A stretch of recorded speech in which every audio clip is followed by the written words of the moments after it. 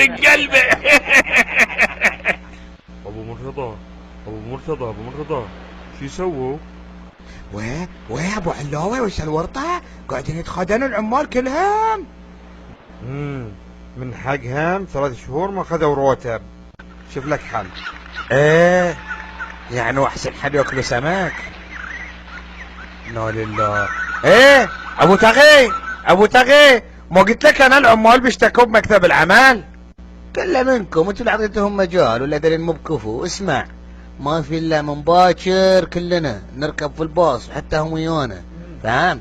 ونوصلهم هناك. شفت النقطة ذي اللي بشير لكم عليها الحين؟ حطوا تحط الواحد يحط راسه هني طالع، نخليهم اذا وصلنا هنا نقول لهم نزلون من الباص يدفونه وحط رجلك ولا يردك الا جمرك الباطحة. فهمت يا ابو مرتضى؟ تعجبني هالجمجمة.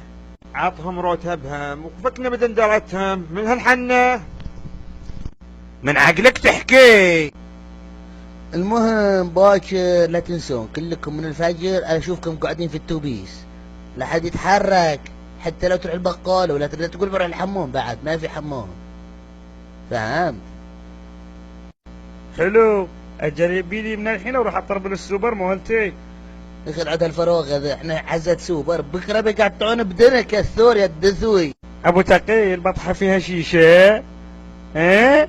قول لي يا ابو تقي بسرعة. يا الدثوي انت، والله انه انا اكلم رخمة. ابقر انت ابقر ما تفهم، تعبت وانا اعلم فيك سنين.